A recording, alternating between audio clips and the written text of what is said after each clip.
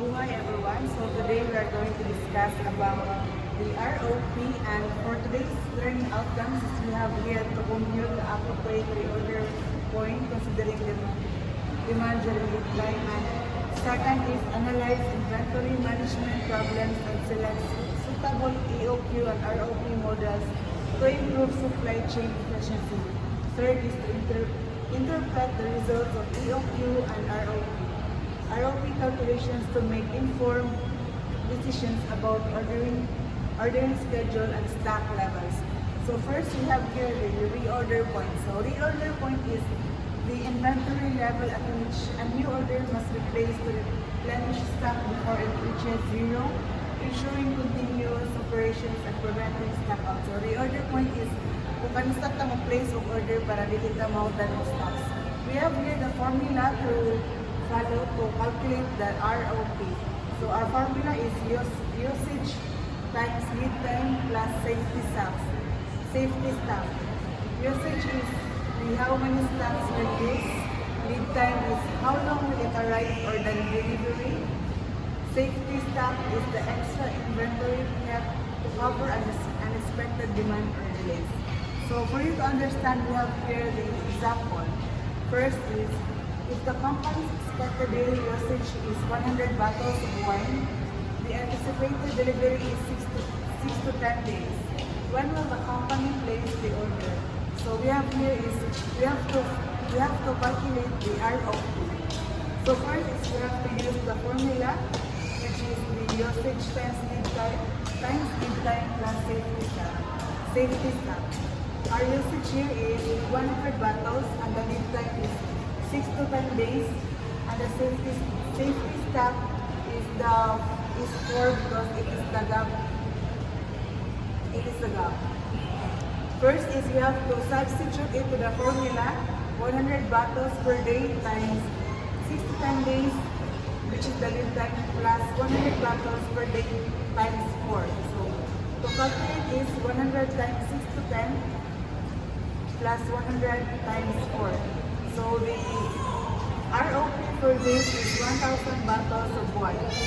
So for our place of order, example, we have here June 13, the lead time is 6 to 10 days, which means if the order will arrive in June 19 because 6 days is the minimum order lead time.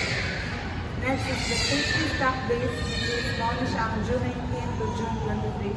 4 days siya, 4 days ang gag sa lead times from 6 to 10 days.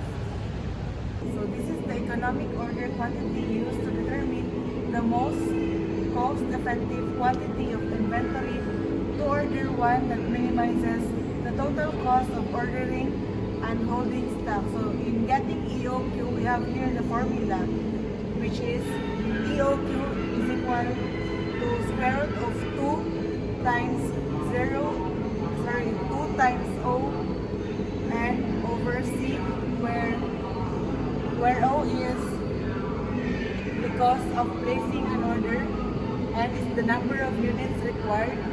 C is the annual carrying cost per unit.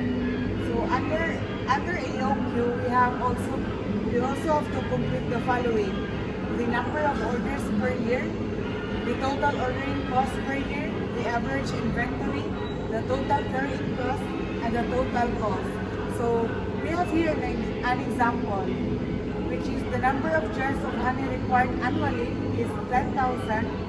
The cost of placing an order is 10 pesos.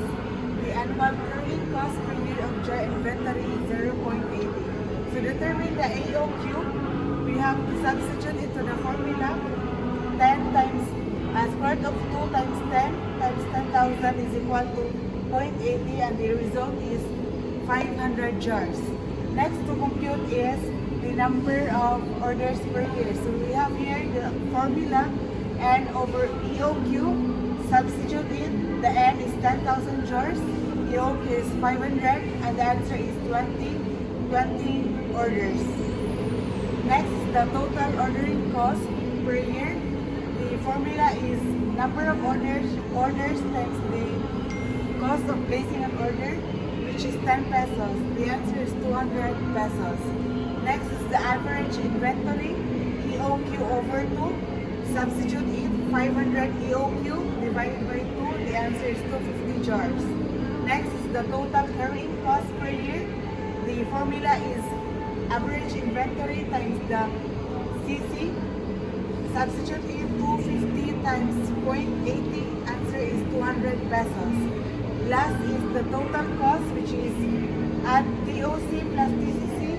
The answer is 400 pesos. I think that would be all. Thank you.